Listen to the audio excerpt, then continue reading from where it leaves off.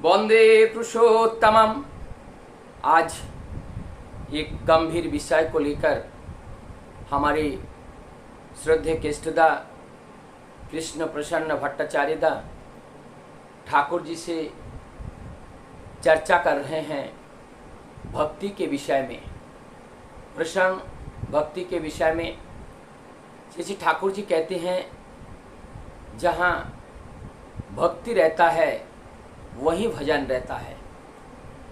अर्थात ये जो भजन के माध्यम से ही भक्ति का उदय होता है और ये भज धातु में ही सब षड ऐश्वर्य निहित होते हैं। इसीलिए इस भक्ति में बहुत शक्ति है। जो षड ऐश्वर्य जिसे हम कहते हैं, वैशार्य, वीर्य, जश, श्री, ज्ञान, वैराग्य, ये जो 6 गुण होते हैं, और ये 6 गुण जब हम अर्जन करते हैं, अर्जित करते हैं, आत्मसात कर लेते हैं, तभी हमारे अंदर ये जो भक्ति है, इस भक्ति का उजागर होता है। इस भक्ति का सृजन तब होते हैं, भक्ति तभी निकल पाती हैं। परम दयाल श्री ठाकुर जी का इस भक्ति के जो मैकेनिज्म हैं, उस मैकेनिज्म में कहते हैं कि जब हमारे किसी आदर्श के ऊपर अनुराग होगा और वे अनुराग, एकनिष्ठ अनुराग जिसको कहते हैं, एकाग्रता के साथ, क्रमागति के साथ, उसमें दृढ़ प्रत्यय के साथ जब हम उस एक को केंद्र करके जब हम चलते हैं, एक को परिपूर्ण करने के लिए, एक को परिपोषण करने के लिए, हमारे जीवन में वही एक ही सर्वस्व होते हैं, एकमेवा अद्वितीयकम।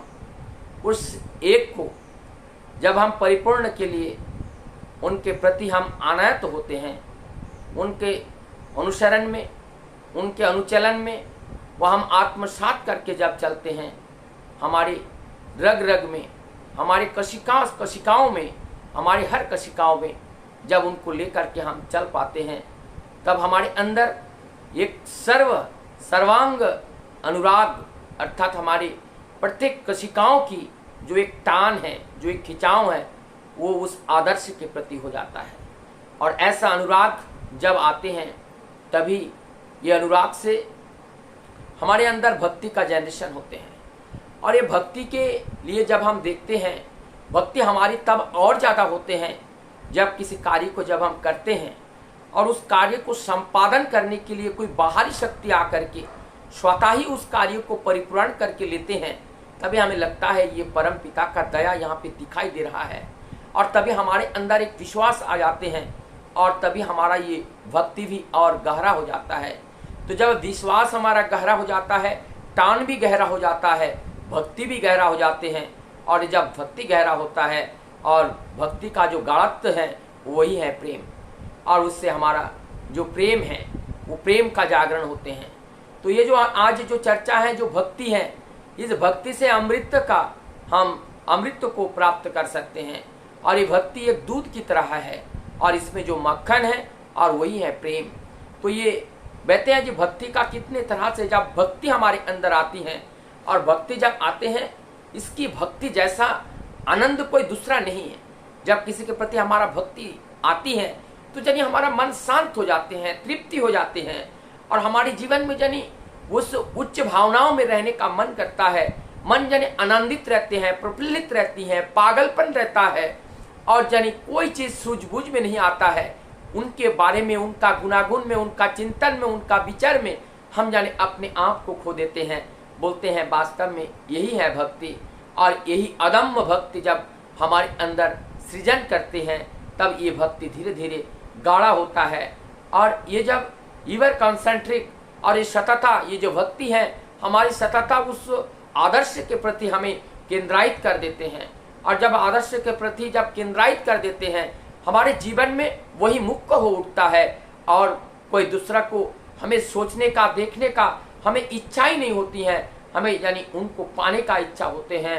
और इसको बोलते हैं। इसका जो भक्ति का और कई सारे रूप हैं, इस भक्ति को रूप को हम देखें, इस भक्ति में ये भक्ति का जब गाढ़ा होता है, जब इसका भक्ति का जब फल लगने लगता है, वो फल के रूप में, वो लौभ के रूप में लगते हैं। हमारे अंदर वो प्यार उछालता है और सबको प्यार करने का मन करता है। केवल मनुष्य नहीं, केवल प्राणी नहीं, ये जंगम, ये जो पेड़ पौधे को भी प्यार करने का मन करता है। और ये जो हमारे अंदर यही भक्ति ही हमें प्यार कराती है, तो भक्ति का एक रूप प्यार की तरह वो निकालता है। भक्ति का और एक रूप है, जो भक्ति का एक रूप है कि सेवा, सबको सेवा करने का मन करता है। जिनकी प्रयोजन को समझ करके, भूखे हैं तो उनको अन्न देने का मन करता है, प्यासे हैं तो उनको पानी देने का मन करता है, वो बीमार है तो औषध ला के देने का मन करता है, वो चल नहीं पा रहा है तो उनको सहायता करने का मन कर पाता है, उनका जीवन चल नहीं पा रहा है तो इसको जीवन को चलाने के लिए गति देने का मन करता है। हमारा ये जो है भक्ति का ये अनन्य रूप है, और ये भक्ति के रूप से ही हमें और कार्य करने के लिए हमें प्रेरित करते हैं। और बोलते हैं ये भक्ति का और एक रूप है कल्टीवेट करना।